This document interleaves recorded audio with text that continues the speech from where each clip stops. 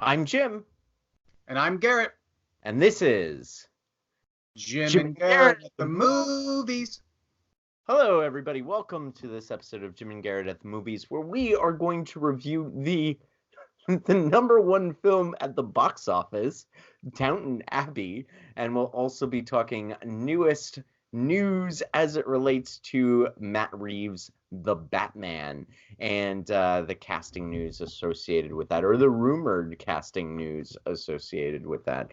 But first, let's talk about Downton Abbey, directed by Michael Engler and starring everybody, including Maggie Smith and Elizabeth McGovern and Imelda Staunton and Hugh Bonneville, etc., etc. This tells the upstairs downstairs story of the king and queen coming to meet the Crawley family in Downton Abbey.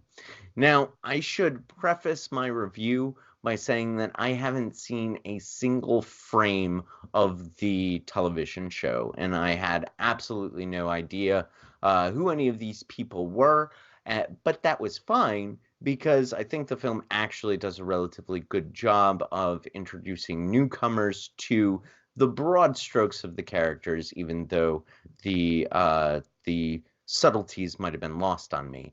That said, Garrett, what did you think about this movie? Have you watched the show, and what was your relationship with Downton Abbey prior to, and what did you think of this movie? I should preface my review by saying that I have seen every single frame of every single episode of Downton Abbey and was greatly looking forward to the film. I enjoyed the television show very, very much and was curious as to how they would recapture what they would do different on the big screen. And to me, it's a positive review to say that it's basically a 2 hour long episode. It felt pretty much just like the show. The opening credits were different. Other than that, you could have gotten away, and some of the establishing shots were also maybe a little more grander, a little more epic, and of course the plot line is a little higher stakes with the king and the queen involved. But I think it's fair to say, I mean, the bumper sticker review is if you're a fan of the show, you're probably going to be a fan of the movie. And if you weren't a fan of the movie, you probably won't be a fan of the show. But that's not necessarily the case because, again, background, I was put off the show at first. I didn't think I would like it because I really dislike the sort of the inherent political nature. I am a staunch critic of aristocracy. I think the British royal family should abdicate and should not exist in any capacity. A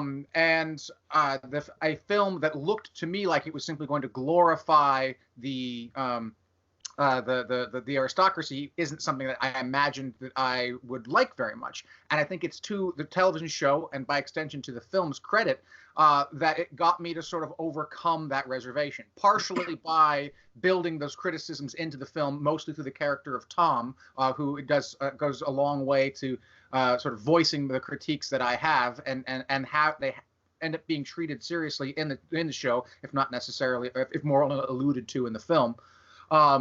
The compelling drama I felt overall was interesting. I mean, I did walk out of there thinking it is sort of strange that all this hubbaloo in the film is basically about two people coming to dinner. Which, Right. when you put it that way, it doesn't sound like it's really all that interesting, all that dramatic.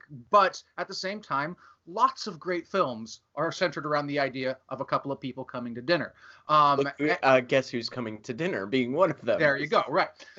So while indeed there's a part of me that views the politics and the social structure as outdated, OTO, even offensive, grotesque, or wrong in certain ways, I still like the show and I still like the movie because I get drawn into the relationships of the characters. The film itself, I think, just does an amazing, almost, Marvel Cinematic Universe, Avengers scale balancing of characters. There's so many different characters, each with their own plot lines, all interwoven and all balancing out. I think Avengers is really the only film I think I can compare it to in terms of just from a screenwriting character arc point of view, how you keep that many balls in the air and for the most part don't let any of them drop. I was really impressed. I really enjoyed the film. Interesting. Okay. So let me start with a couple of things about So I'm going to talk about the film technically real quick, just to give it a few of the compliments that I think it deserves.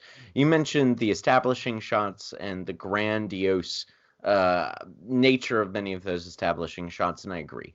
I think that the production design, the art direction, the art department of this film, the cinematography are all fantastic. This feels like early 20th century upper class England, and I think they capture that fairly well. Maggie Smith is delightful. I think putting her up against Imelda Staunton is a very wise move on the part of the creators of the film, and I enjoyed that back and forth quite a bit. I also liked a few of the like I thought Tom was an interesting though slightly underplayed character. And I have some problems with some of the things the plot does with him, but I think the actor who plays Tom is good.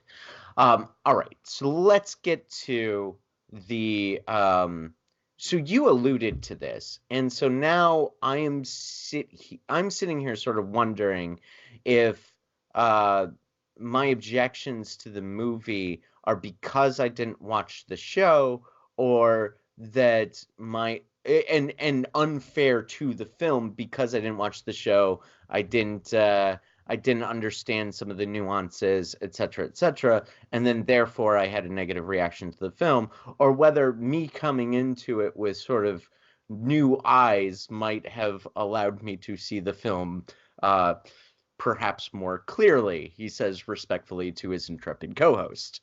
Um, but I found this to be an unapologetically pro-royalist movie.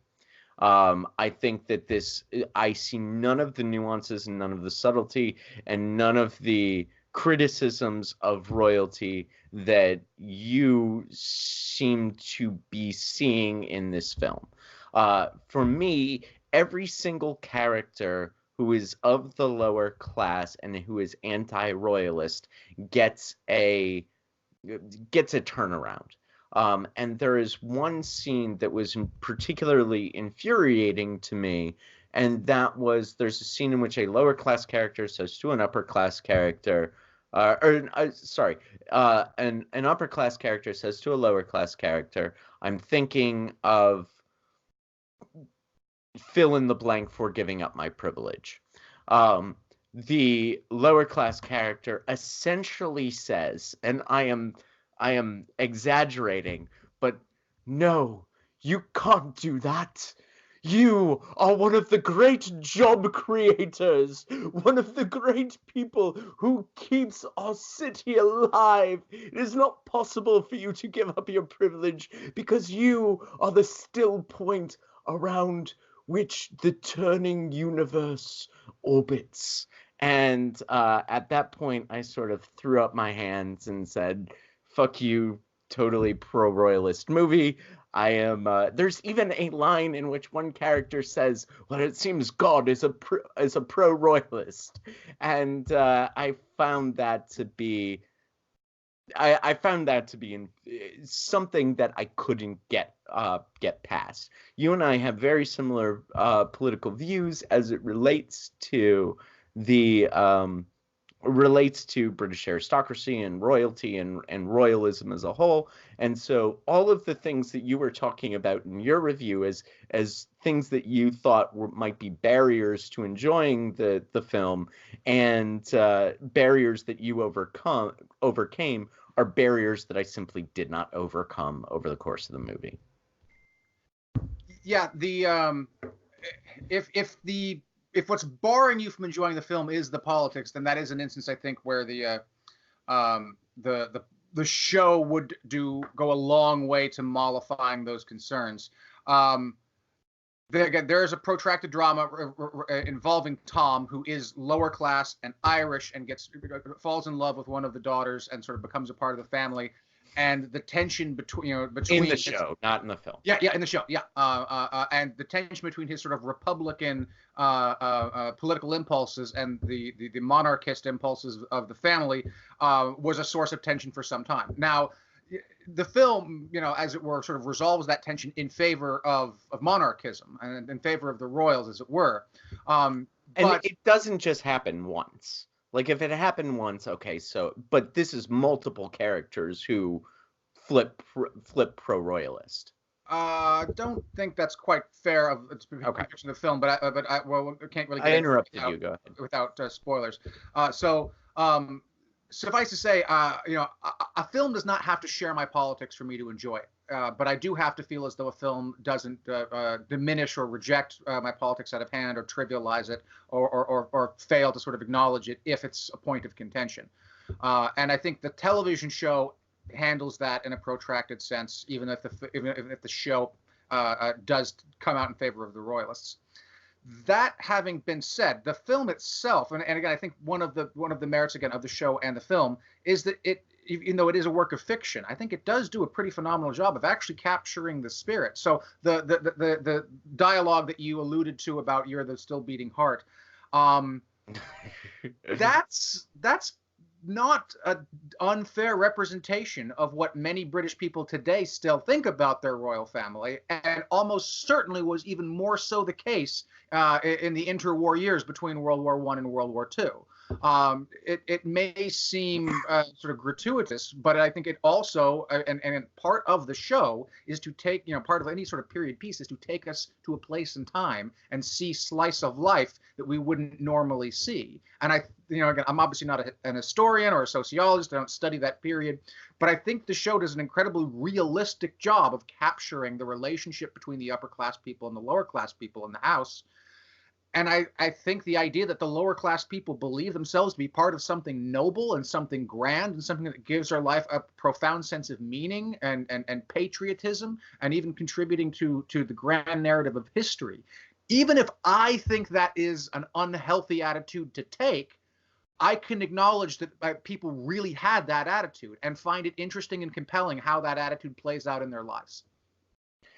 That's a fair defense of the film. And I think that's well said. It's fair. However, when you're an artist and you have artistic choices to make, I think that those artistic choices are rarely by accident, and that this can continually, and I think there isn't an exception where a Republican or anti-royalist character doesn't turn royalist by the end of the movie.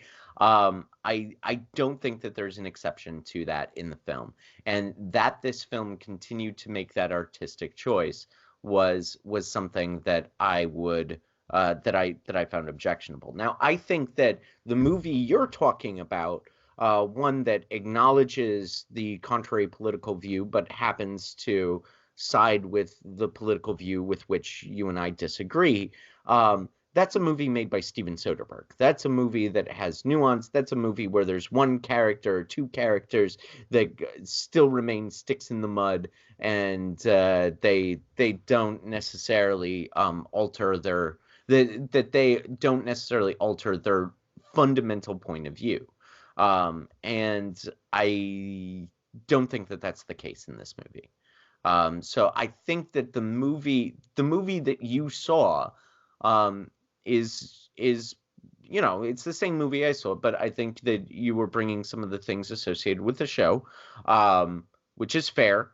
But I also I would reject the idea that this is the sort of idealized version of a show or of a film that fairly represents both sides of a political question.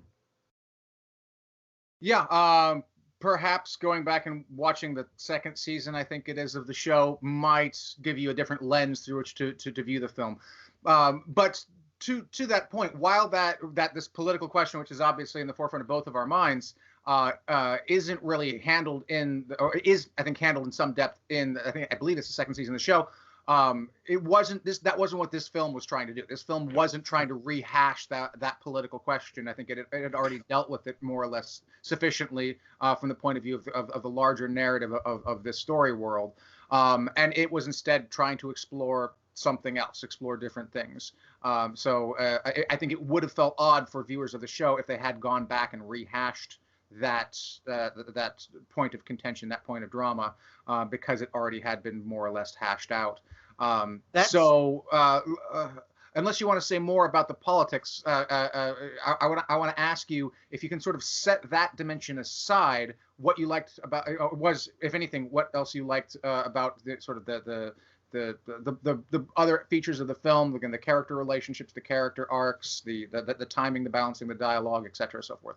Well, I mean, as a way into answering that question, I'm gonna sort of return the question and say, you say that this movie is not about pro-royalism versus anti-royalism, and you make a compelling argument that it does make sense for this film's intended audience. It makes sense that it wouldn't rehash a question that its intended audience feels was adequately covered in the second season. That makes sense to me.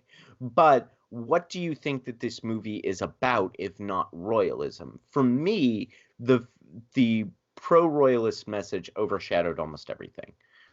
So what is the other themes that you think this film is dealing with that are new to the Downton Abbey verse, and that I may not have caught because I was so pissed off at the great job creators? Yeah.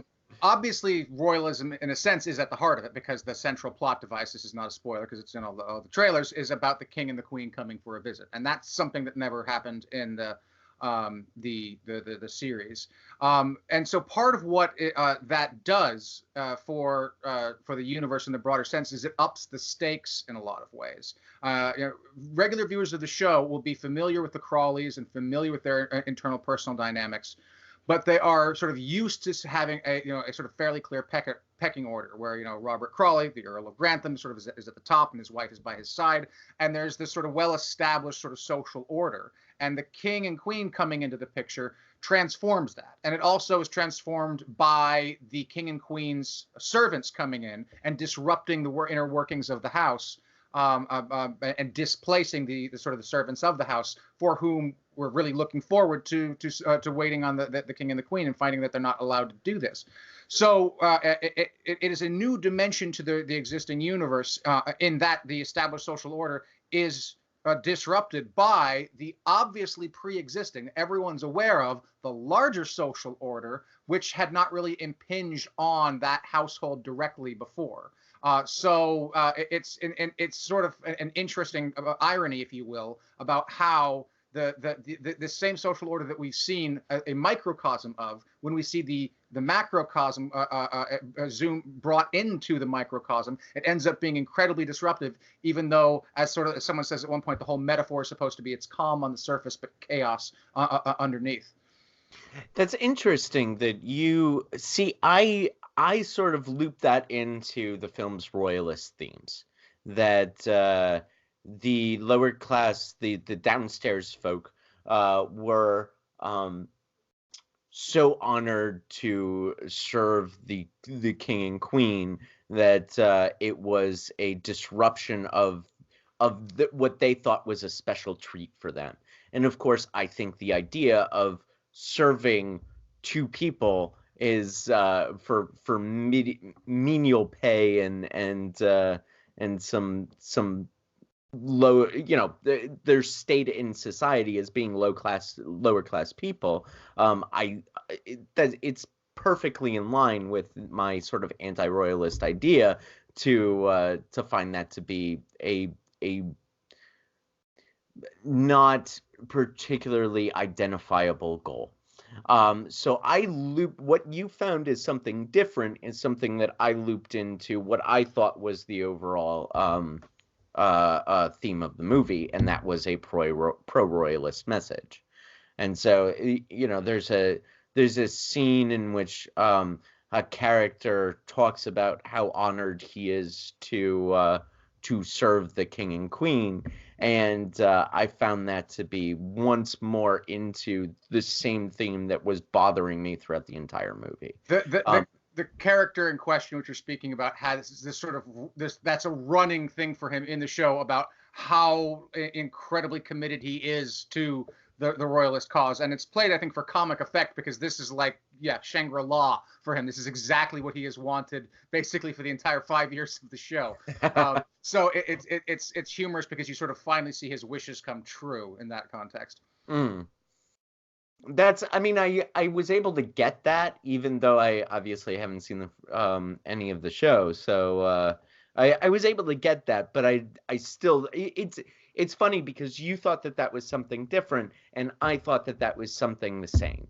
I thought that was the exact same thing that we've been dealing with throughout the course of the entire movie, which is why in my introduction I called this film unapologetically and unapologetically royalist, and I will continue that by saying it's unapologetically and wholly royalist. For me, that's all this movie is. So, and sorry, go ahead. That's why I don't see that as something. When you said there are other things going on here than a pro-royalist message, I'm sitting there going like, what the hell did I miss? And yeah. I mean, you can obviously critique the characters and the psychology they have from a Marxist point of view, as these people just engaging in all kinds of grotesque false consciousness and believing themselves to be contributing to something grand and an epic, the pride of the nation and so forth, when in fact they're simply being exploited by people who believe themselves to be their betters.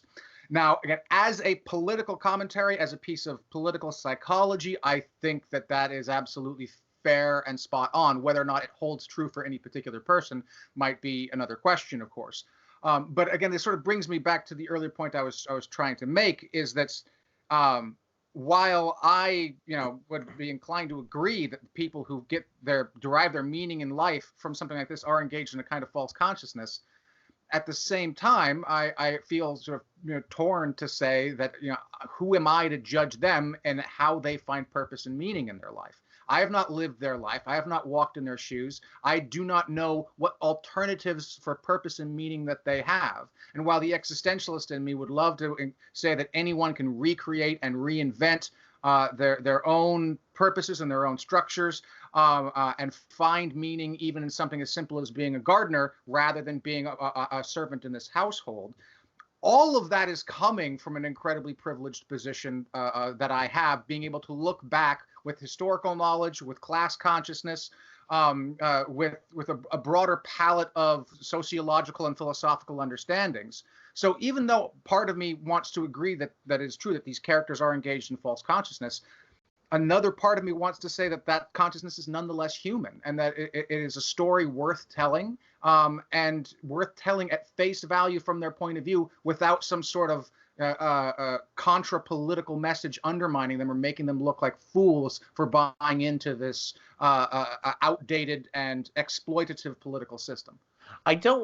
First of all, I don't want to make them look like fools. In my rewrite of Downton Abbey, the movie, they don't look like fools. They look like, they look like, rising proletariat going, no, this is stupid.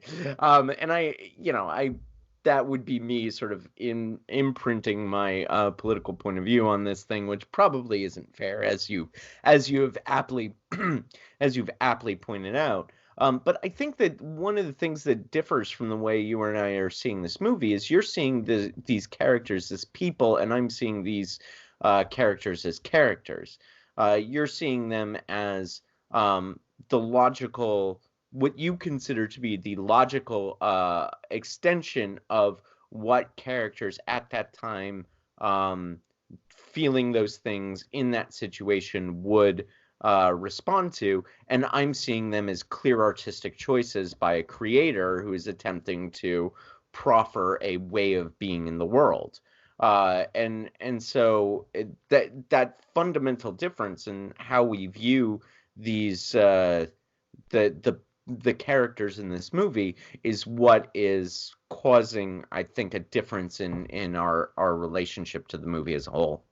And part of that might be as a consequence. I mean, again, I obviously have no insider knowledge to the creator and writer Julian Fellows' process, but I suspect that after having written these characters for 9 years now, they've taken on a life of their own, and they follow their own paths. So while it's certainly true, again, in the existentialist sense that the creator and the writer is making choices, I think there's also an equally true sense in which the characters are making choices for themselves. Now, again, if you're meeting them for the first time in the context of a film, it's probably harder to sort of feel the inertia and development of them. But if you watch the 5 years worth of the show, which stretches out over several decades in world, I think the characters do start to feel more like real people rather than fictional creations. Fair enough. Fair enough. Is there anything else you want to add about the movie? You mentioned Maggie Smith. What you saw in that film is her every single scene in the show. She's constantly on fire. It's always a joy to watch her scathing wit. It's one of those things I think where it's a marriage of writer and performer that's just pitch perfect. I don't know what came first, if the character came first or if Maggie Smith's casting came first, but damn, she is such a lively, fiery character as the Dowager Countess. And I would seriously watch her banter and rant about anything for just hours on end. Maggie Smith is a treasure in so many ways. She really is. I mean, she was the one sort of joy about this movie, and as I said, pairing her with Imelda Staunton was a pitch perfect move on the part of them. And their relationship over the course of the show is also prizeworthy. So what do you give it out of 5? Out of 5, and again, I mean, the conversation we have here again is bringing up again a lot of sort of the second doubts I have, and it's really hard to grade on its own merits as a film versus as an extension of the world in which I really came to enjoy. So maybe the most sensible thing to do is I'm going to give it 2 separate grades. As a film unto itself, again, I was enjoyable, it was interesting, and I was impressed with all the juggling. At the same time, while the stakes are clearly high for the characters in the world, for us as audience members, it's 2 people coming to dinner, which again, worthy of making a film about, but hardly exactly all that profound. So as a film on its own merits, again, if you have not seen the show before, I would probably say a 3 out of 5, a recommend, but not super strong. But if you are a fan of the show, if you have been wondering about these characters and you want to come back to it, then it's a lot of fun to do that. And so I would give it a 4 out of 5 in the larger context of the story world. And what were you just walking out of the theater? 4 out of 5 because 4. Yeah, I was experiencing it live, and experiencing it as an extension of the world that previously existed in my own head. Yeah, I'm sorry, but I'm at 1.5. It didn't work for me. And a lot of it was, idiosyncratic to me, and I admit that. And so I guess for our viewers, if you're a fan of the show, clearly, as Garret is, then this might be the movie for you. But if you have similar feelings about royalty and royalism as I do, and as we've articulated, then this might not be for you. Okay, so let's move on to our news item. We have some new casting news in the world of The Batman. Matt Reeves' film starring Robert Pattinson, which I think I've said before on the show, I am unapologetically 100% behind Robert Pattinson's casting. We have new casting news. Jonah Hill is in talks, and there is speculation about what his character is. There have been 2 general rumors. The one is the Riddler, and the other is the Penguin. Now, what do you think about this casting news, Garret? And which of the 2, which would you prefer Jonah Hill take the mantle of? The question mark or the raw fish? First off, I gotta say, every time I hear you do your Pattinson stan or Patton stan, I guess that would be what that is. Yeah. I am more and more romanced by it and more drawn into it. So you're starting to win me over on that. As far as Jonah Hill, forced to choose between those 2, I think he's obviously more suitable for the Penguin. But personally, I hope it's neither. I hope that his character is someone completely different. In part because both the Penguin and the Riddler have already been done before, and to mixed results at best. While it's certainly possible for Jonah Hill to reinvent either of those characters in some interesting ways, I would rather the Batman universe as a whole go in a completely different direction. Part of what seems appealing about what Matt Reeves is trying to do with the Batman is going to take the whole idea in a different direction, make it more of a detective story, more of a noir story rather than a superhero story. And again, it's not that either the Riddler or Penguin couldn't fit into such a noir story. It's that they would be fighting against the baggage that they would be bringing along with them. And for an artist, for an actor, that sometimes can be part of the fun, trying to overcome the expectations and playing against them. But at the same time, I could easily see it becoming something kind of like the most recent Lex Luthor in Batman v Superman, where it's a sort of a noble effort, but nonetheless ultimately fails miserably. So what you say you want to take it in a new direction. Let's see if you're thinking along the same lines that I am. What character would you like Jonah Hill to assume? I'd like him to assume someone who has never been done before on this film, on screen. So someone who exists in the comic books, but someone who has not yet had a place in any of the Batman on-screen franchises, all the way back even to the television show. I do not know the Batman lore well enough to pick such a person as far as who would fit. But I know that the rogues gallery is deep enough that they should be able to come up with someone. Yeah, this is similar to what I am after. Neither of us have seen Joker yet, but it seems the rumors about that movie are that they're not stealing from any established comic book lore, that it is almost an original story. I have joked before that I'd like it to be sort of a low-key sequel to Martin Scorsese's King of Comedy.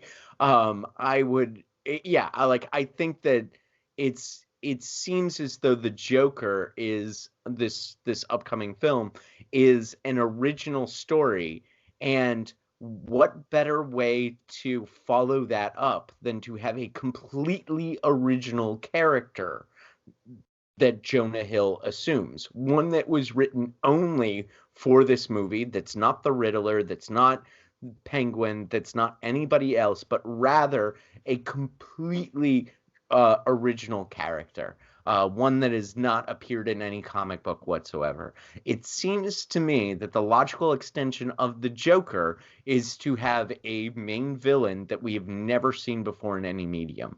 And so my hope is that all of these rumors are wrong and that Jonah Hill is playing somebody else.